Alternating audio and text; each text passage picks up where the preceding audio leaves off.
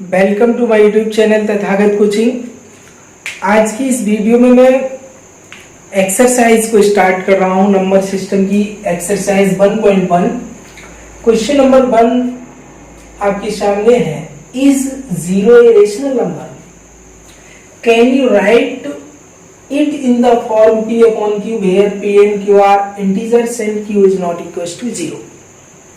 Question में पहले ये कहा गया is zero a rational number, क्या जीरो एक रेशनल नंबर है? तो आंसर है yes, zero is rational number. तो यहां लिख देंगे yes, zero is a rational number. Zero एक रेशनल नंबर है। आगे इसमें कह रहे हैं can you right in the form of p upon q where p and q are integers and q is not equals to 0। तो इसके लिए यहाँ मैं लिख के दिखाता हूँ। जीरो को लिख सकते हैं 0/1। आप देख रहे हैं ये p upon q की फॉर्म में है। p is equals to 0 है, q is equals to 1 है। 0 और 1 दोनों ही इंटीजर्स हैं and q is not equals to 0। q is equals to 1 था, q 0 नहीं है, यही चाहिए था। तो 0 को 0/1 लिख सकते हैं। 0 को हम 0/2 भी लिख सकते हैं, तब भी ये p upon q की फॉर्म में है। p और q दोनों इंटीजर्स हैं, 0 भी इंटीजर है और 2 भी इंटीजर है। डिनोमिनेटर 0 नहीं होना चाहिए, तो डिनोमिनेटर 0 नहीं है। तो इस तरीके से आपके इसके अदर फॉर्म्स भी लिख सकते हैं। 0 को हम कई फॉर्म्स में लिख सकते हैं। तो आपने ये देखा यहाँ कि 0 को 0/1, 0/2, 0.3, 0.4, 0.-1 EDC बहुत तरीके से लिख सकते हैं जो इस फॉर्म्स में है। अतः कह देंगे hence 0 can be written in the form of p upon q where p and q are integers and q is not equals to 0।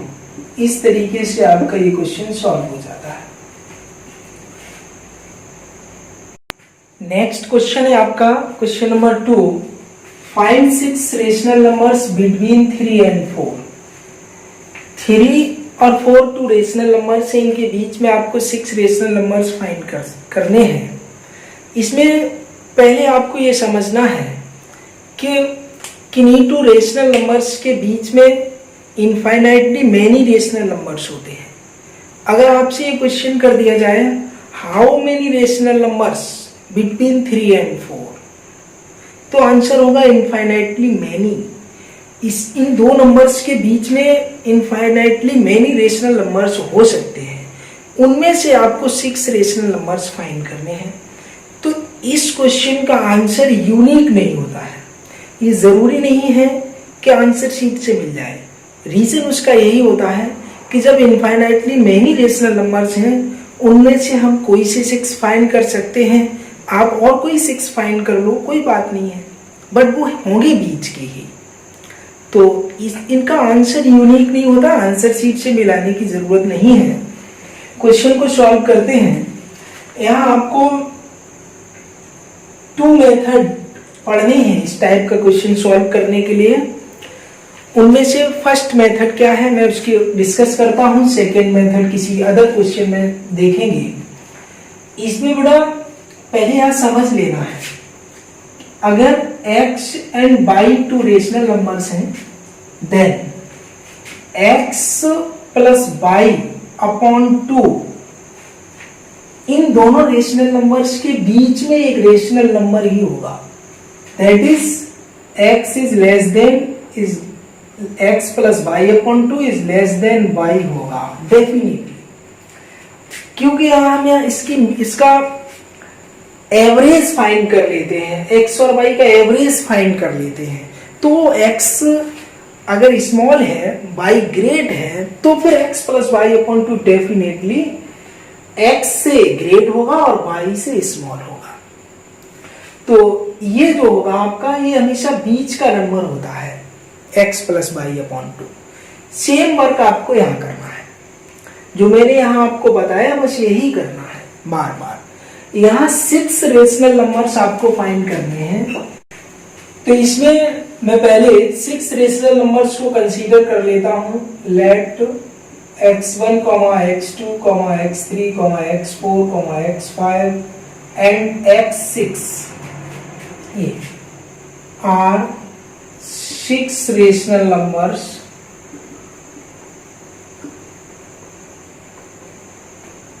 between 3 and 4। 3 और 4 के बीच में ये 6 रेशनल नंबर्स मैंने कंसीडर कर लिए। देन अब 1 बाई 1 इन रेशनल नंबर्स को find करते हैं। पहले मैं x1 फाइंड करता हूं। x1 इज इक्वल टू, मैंने बोला था इन दोनों को ऐड करेंगे और 2 का डिवाइड करेंगे, x प्लस बाई अपॉन 2। तो इन दोनों रेशनल नंबर्स को ऐड कर देंगे 3 प्लस 4, और 2 का डिवाइड करने के लिए हम 1 अपॉन 2 का मल्टीप्लाई कर देंगे। तो ये आपका आ जाएगा 3 और 4 7 अपॉन 2। तो ये एक रेशनल नंबर आ गया 2 रेशनल नंबर्स 3 और 4 के बीच में। सेकेंड फाइंड करते हैं x2 इज इक्वल टू, जब आप x2 को फाइंड करेंगे तब आप एक नंबर तो ये ले लो और ये ले लो, तो इन दोनों के बीच का आएगा। जो 3 और 7/2 के बीच में होगा वो डेफिनेटली 3 और 4 के तो बीच में रहा ही होगा, 3 से तो ग्रेट रहा ही होगा। तो x2 के लिए हम एक ले लेते हैं 3 प्लस ऐड करते समय, और ले लेते हैं x1 दैट इज 7/2, और यहाँ 1/2 का मल्टीप्लाई तो करना ही करना है। तो x2 इज इक्वल टू आ जाएगा 1/2 इंटू, इसको सॉल्व कर लेते हैं तो 2 3 जा 6 और 6 और 7 13/2। तो ये आपका x2 की वैल्यू आ गई 13/4। ये आपका दूसरा रेशनल नंबर आ गया 3 और 4 के बीच में एक other rational number. Next find करते हैं x3। x3 के लिए आपको एक तो यही ले लो 3 प्लस, अब की बार x2 ले लो 13/4 कर सकते हैं। तो यहां से आपका, और ये 1/2 का मल्टीप्लाई करना ही होगा।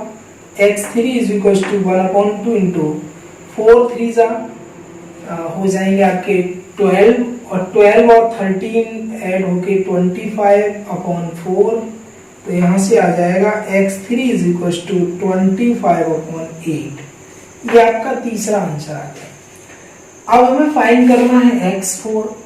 x4 के लिए अब आप चाहो तो x2 और x4 ले लो, x2 और ये लास्ट वाला 4 ले लो, या x3 और 4 ले लो, जो आप यहाँ यूज कर चुके हैं। 3 प्लस 4 यूज कर चुके, ये यूज कर चुके, ये इनको छोड़कर आप कुछ भी ले लो। 3 और 4 के बीच के ही रेशनल नंबर्स रहेंगे। तो मैं ले लेता हूं, अब की बार मैंने ले लिया, सपोज एक ले लिया ये 25/8 प्लस 4, और 1/2 का मल्टीप्लाई तो करना ही होगा। x4 इज इक्वल टू आ जाएगा 1/2 इंटू, इसको सॉल्व करेंगे तो LCM 8 हो जाएगा, 25 प्लस यहाँ 32। तो x4 is equal to 1/2 into, इनको ऐड करेंगे तो 5 और 2 7, 3 और 2 5/8। तो ये आ जाएगा x4 is equal to 57/16।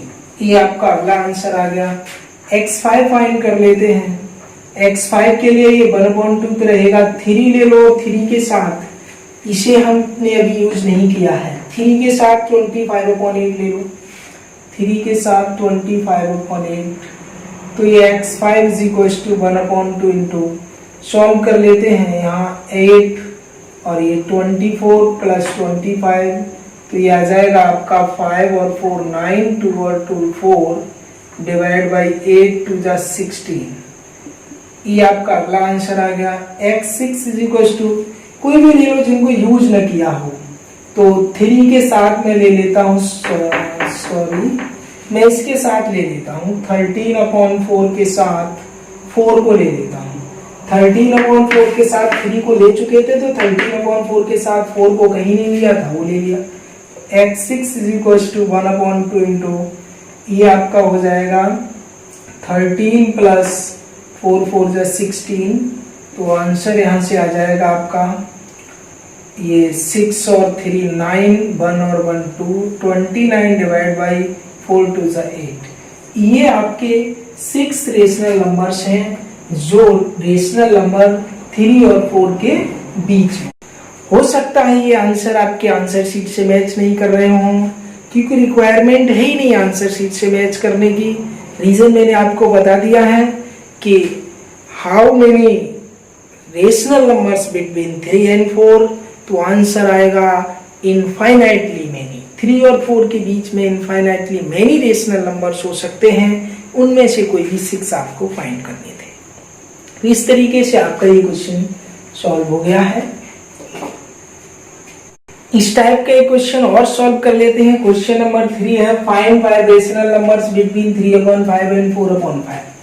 Consider कर लेते हैं let x1, x2, x3, x4 and x5 are 5 rational numbers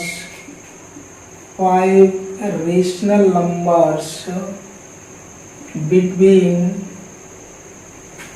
3/5 and 4/5। ये मैंने कंसीडर कर लिया। Then x1 is equal to find कर लेते हैं। प्रोसेस बताया था, दोनों रेशनल नंबर्स को ऐड कर लेंगे 3/5 प्लस 4/5 और मल्टीप्लाई कर देंगे 1/2 का, तो ये आ जाएगा x1 is equal to 1/2 into denominator same है तो 4 और 3 7/5 हो जाएगा। x1 is equal to 7/10। एक आंसर आपको मिल गया। x2 फाइंड करते हैं, तो x2 के लिए x2 इज इक्वल टू, मैंने बोला एक नंबर तो ये ले लो 3/5 प्लस दूसरा आप ये ले लो जो अभी फाइंड किया था, तो 7/10 और ये 1/2 का मल्टीप्लाई तो करना ही करना है। x2 इज इक्वल टू हो जाएगा 1/2 इंटू 5 और 10 का एलसीएम 10, 5 का डिवाइड 10 में 2 टाइम्स, 2 3 जा 6 प्लस 10 का डिवाइड 10 में 1 टाइम, 1 7 जा 7, तो ये आपका x2 इज इक्वल टू हो जाएगा 1/2 इंटू 6 और 7 13/10, तो आपका ये आंसर आ जाएगा x2 is equal to 13/। Now x3 find करते हैं। x3 के लिए एक तो यही ले लो 3/5 और अभी जो फाइंड किया है 13/20, तो प्लस 13/20 और 1/2 का मल्टीप्लाई कर देंगे। x3 is equal to 1/2 into 20 और 5 का एलसीएम। एलसीएम की एक ट्रिक होती है, जब स्मॉल नंबर का ग्रेट नंबर में एग्जैक्ट डिवाइड चला जाता है तो फिर ग्रेट नंबर ही एलसीएम होता है। तो यहाँ 5 का डिवाइड 20 में एग्जैक्ट हो जाएगा, 20 is divisible by 5, then LCM of 5 and 20 is equal to 20। Here LCM हो जाएगा 20। अब 5 का डिवाइड 20 में 4 टाइम्स, 4 3 जा 12 प्लस 20 का डिवाइड 20 में 1 टाइम, 1 का 13 में multiply 13, x3 is equal to आपका आ जाएगा 1/2 इंटू ये आपका 25/20, तो x3 इज इक्वल टू 25 ये हो जाएगा 40, 25/40। 25/40 को अभी ये स्टैंडर्ड फॉर्म में नहीं है, 5 5 जा 25, 5 8 जा 40 इज इक्वल टू 5/8। इसको मैंने थोड़ा सिंप्लीफाई कर लिया है। इसको आगे x4 फाइंड कर लेते हैं। x4 के लिए आप एक ये नंबर ले लो 3/5 प्लस एक ले लो अभी जो फाइंड किया 5/8, तो ये आपका 1/2 का मल्टीप्लाई करना ही पड़ेगा। x4 is equal to 1/2 into ये 5 और 8 का एलसीएम। एलसीएम की एक और ट्रिक समझते हैं। 5 और 8 में कोई भी फैक्टर कॉमन नहीं है, कोई भी प्राइम फैक्टर कॉमन नहीं है, इसलिए इन दोनों का मल्टीप्लाई कर लो, वो ये एलसीएम है। तो यहाँ 5 और 8 का एलसीएम होगा 8 5 जा 40। अब 5 का डिवाइड करेंगे 40 में तो 5 8 जा 40, 8 टाइम्स 8 3 जा 24 प्लस 8 का डिवाइड करेंगे 40 में 8 5 जा तो 5 टाइम्स 5 5 जा 25 तो x4 इज इक्वल टू आ जाएगा 1/2 इंटू 5 और 4 9 2 और 2 49/40 और x4 इज इक्वल टू 49 ये हो जाएगा 80। ये आपका x4 आ गया। x5 फाइंड कर लेते हैं। x5 is equal to x5 के लिए आप एक ले लो 4/5 ले लेंगे। अब x5 फाइंड कर लेते हैं। x5 इज इक्वल टू कोई भी ले लो, सपोज मैंने इनमें से एक ले लिया 7/10 और प्लस अब ये लास्ट वाला ले लो 4/5। इसमें कोई बाउंडेशन नहीं है, आप कौन सी टू रेशनल नंबर्स लेंगे। बस ध्यान ये रखना है जिनको यहाँ यूज कर चुके हैं उनको आप बार बार न ले लें, अदरवाइज आपको वही रेशनल नंबर मिल जाएगा, अदर रेशनल नंबर नहीं मिलेगा। तो x5 इज इक्वल टू हो जाएगा 1/2 इंटू 5 और 10 का एलसीएम। 5 का डिवाइड 10 में एग्जैक्ट हो जाता है इसलिए ग्रेट नंबर ही एलसीएम होगा। तो here LCM of 5 and 10 is equal to 10 and 10 का जब 10 में डिवाइड करेंगे 1 टाइम 1 7 जा 7 प्लस 5 2 जा 10 2 टाइम्स 2 4 जा 8। x5 is equals to 1/2 into 7 और 8 15/10 x5 is equals to हो जाएगा 15/10 to the 20। तो ये आपके 5 रेशनल नंबर्स थे 2 रेशनल नंबर्स के बीच में। एक ही मेथड होता है रेशनल नंबर्स के बीच में रेशनल नंबर्स को फाइंड करने का, एक और मेथड होता है उसका अगली वीडियो में मैं डिस्कस करूंगा। तो नेक्स्ट क्वेश्चन देखते हैं। क्वेश्चन नंबर 4 है आपका, state whether following statements are true और फॉल्स। यहाँ ट्रू और फॉल्स का डिसीजन करना है। Give reasons for your answer, आपको आंसर का रीजन भी देना है। फर्स्ट है every natural number is a whole number. Every natural number is a whole number true statement है, क्योंकि मैं थोड़ा याद दिलाता हूं, मैंने आपको नेचुरल नंबर में ये पढ़ाया था 1, 2, 3, 4 एंड सो ऑन। ये नेचुरल नंबर्स का सेट था एंड होल नंबर्स का सेट ये था 0, 1, 2, 3, 4 एंड सो ऑन। ये होल नंबर्स का सेट था। तो आप देख रहे हैं सभी नेचुरल नंबर्स होल नंबर्स में लाई कर रहे हैं, सभी नेचुरल नंबर्स होल नंबर्स में बिलोंग कर रहे हैं। तो फिर ये कहा जा सकता है every natural number is a whole number. तो ये एक ट्रू स्टेटमेंट है, ट्रू। फिर इसमें इन्होंने ये और कहा था कि रीजंस फॉर योर आंसर्स, अपने आंसर्स के रीजन भी बताओ। तो यहाँ हम रीजन दे देंगे because every natural number belongs to whole number. बस यहाँ लिख देंगे बिकॉज every natural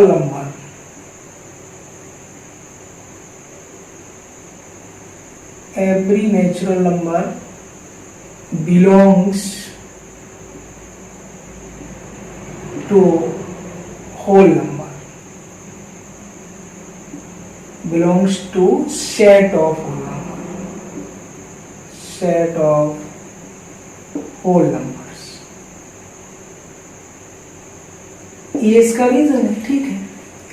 सेकेंड है every integer is a whole number. Every integer is a whole number. Integer को आपने कुछ ऐसे पढ़ा था i is equal to -3, -2, -1, 0, 1, 2, 3 and so on. ये इंटीजर्स का सेट था। वो कह रहे हैं every integer is a whole number. क्या ये सभी इसमें है? नहीं है। देखो -1 नहीं है, -2 नहीं है, -3 नहीं है, तो ये फॉल्स हो जाएगा। रीजन में लिख दो -2 is not a whole number. -2 जो है वो इंटीजर है बट होल नंबर नहीं है, ठीक है। थर्ड है एवरी, यहां लिख देंगे because -2 is not a whole number. यहां है every rational number is a whole number. क्या every rational number whole number है? तो इसका भी आंसर होगा फॉल्स, ये भी फॉल्स होगा। रीजन में यहां लिख देता हूं बिकॉज बहुत से ऐसे रेशनल नंबर है जो होल नंबर नहीं है। 1/2 ले लिया, रेशनल नंबर है बट ये होल नंबर नहीं है, तो 1/2 is not a whole number. 1/2 whole number नहीं है, बट ये 1/2 जो है वो रेशनल नंबर है। तो ऐसे आप बहुत से रेशनल नंबर बता सकते हैं जो होल नंबर नहीं है। तो इस तरीके से आपकी एक्सरसाइज 1.1 फिनिश हो जाती है। आज की इस वीडियो में इतना ही रखते हैं। वीडियो के लास्ट में मैंने कुछ इंपॉर्टेंट क्वेश्चंस दिए हैं, 3 क्वेश्चंस हैं आपके सामने। इन क्वेश्चंस को आप लोग सॉल्व करके देखेंगे और ये मेरा व्हाट्सएप नंबर है, इस पर मुझे दिखा भी सकते हैं कि आपने कैसे सॉल्व किए हैं। और अगर कोई प्रॉब्लम होती है तो आप वीडियो को पुनः देखें, आपको समझ में आएगा, कोई प्रॉब्लम नहीं होनी चाहिए। और कमेंट करके आप बता सकते हैं यदि आपको कोई बात समझ में नहीं आई है, तो मैं नेक्स्ट वीडियो में समझाने का प्रयास करूंगा। मिलते हैं नेक्स्ट वीडियो में नेक्स्ट एक्सरसाइज के साथ।